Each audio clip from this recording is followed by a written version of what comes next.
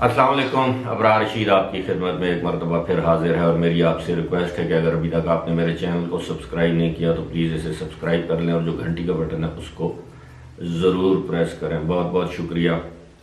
काफ़ी दिनों से बहुत से लोग मुझसे सवालात कर रहे हैं ईमेल्स के ज़रिए और व्हाट्सएप के ज़रिए, जो मुझसे ये पूछते हैं कि अगर उन्होंने कर्ज़ा हासिल कर रखा है यूएई में, किसी भी किस्म का कर्ज़ा है, क्रेडिट कार्ड का कर्ज़ा है उन पर, गाड़ी का लोन है, बैंक लोन है, या किसी कारोबार के ऊपर उनके ऊपर कर्जा है या लोन है, तो क्या वो अदा किए बगैर यूएई से जा सकते हैं?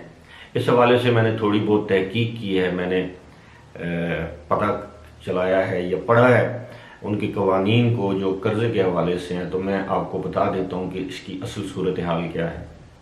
मिसाल के तौर पर अगर आपने क्रेडिट कार्ड हासिल किया है, क्रेडिट कार्ड पर कोई चीज़ खरीदी है, और या आपने गाड़ी खरीद रखी है, या आपने बैंक से कोई वैसे कर्जा ले रखा है, तो आपको मालूम है कि आपसे उस कर्जे के से पहले उसके अगेंस्ट आपसे चेक वसूल किए जाते हैं और वो चेक आप लिख के दे देते हैं, जिसको आप कहते हैं पोस्ट डेटेड चेक्स। उसके बाद आपको कर्जा मिल जाता है। लेकिन अगर क्रेडिट कार्ड की सूरत हाल है तो जाहिर है आपके बैंक अकाउंट को देखकर, आपकी नौकरी को देखकर, आपके कारोबार को, आपकी ट्रांजैक्शन को देखकर आपको क्रेडिट कार्ड जारी किया जाता है। सूरत हाल ये है कि अगर आप अपने कर्जे की 3 किस्तें नहीं अदा करते तो आपको एक नोटिस आ जाता है, और अगर आपके बैंक अकाउंट है तो आपके बैंक अकाउंट से ऑटोमेटिकली वो रकम विड्रॉ कर दी जाती है, ड्रॉ कर दी जाती है। लेकिन अगर आपने गाड़ी का कर्जा ले रखा है तो जाहिर है इस सूरत हाल में भी ऐसा होता है। अब मैं इसको मुख्तसर करता हूँ। अगर 2 लाख दिरहम से कर्जे की अमाउंट है, 2 लाख या इससे कम है, और आपने कर्ज हासिल कर लिया है, तो ये आपके खिलाफ मुतलका इदारा जो है वो अदालत में जा सकता है, बैंक में जा सकता है कि जी आपकी वो, अगर बैंक में आपके अकाउंट में पैसे नहीं है तो जाहिर है आपके खिलाफ एक क्रिमिनल केस, फौजदारी का मुकदमा दर्ज होगा। उसके बाद क्या होगा, आपसे वो पैसे वसूल किए जाएंगे, और अगर आपने डिफ़ॉल्ट कर दिया तो आपके ऊपर 10 से 15,000 दिरहम तक जुर्माना भी किया जा सकता है। इस पर कैद कोई नहीं है।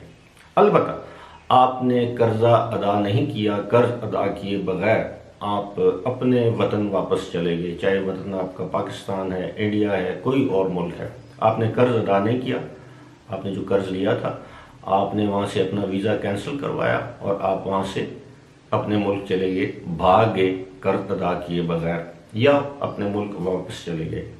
उस पर होता ये है कि आपके जो मुतलका एड्रेस है उस पर नोटिस आएंगे, आपके बैंक आपको नोटिस भेजेगा, क्रेडिट कार्ड कंपनी आपको नोटिस भेजेगी।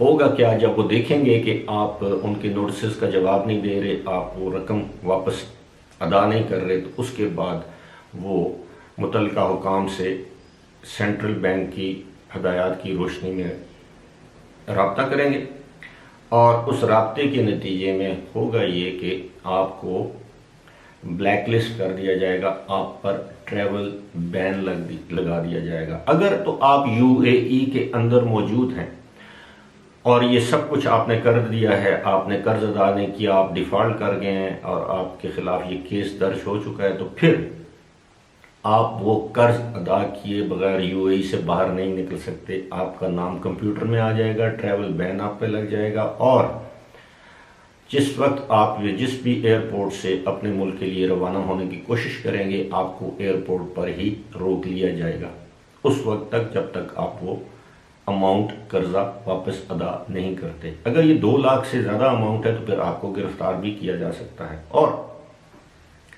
लेकिन अगर आपका कर्ज आपने देना है, 1-2 किस्तें लेट हैं, इस दौरान आपने वीज़ा कैंसिल करवाया, अपने मुल्क वापस चले गए, तो फिर आपसे कोई पूछताछ नहीं होगी, लेकिन आप दोबारा यूएई में नहीं आ सकते। आपके ऊपर ट्रैवल बैन भी लग जाएगा, आपको ब्लैक लिस्ट भी कर दिया जाएगा। ये तो हो गई कर्जे की सूरत हाल। अब वो लोग जो मुझसे ये कहते हैं कि उन्होंने 25,000 दिरहम का कर्जा देना है, 50,000 दिरहम का कर्जा देना है, उन्होंने चेक दे रखे हैं, उनके खिलाफ केस है, जिनके खिलाफ पहले से केस दर्ज हो चुका है, वो ऑलरेडी उन पर ट्रैवल बैन लग चुका है। वो यूएई से बाहर नहीं जा सकते जब तक ये रकम अदा न कर दें, वापस न कर दें। जिस अदारे से भी ली है, किसी कार कंपनी से ली है तो उसको वापस करनी है, किसी बैंक से ली है तो उसको देनी है, किसी क्रेडिट कार्ड के पैसा है तो उसको देनी है, किसी शख्स का ज़ाती चेक है तो आपने उसको, अगर आपने किसी शख्स से कर्ज लेके उसको चेक दिए होंगे तो आपने उस शख्स को, उस इनफरादी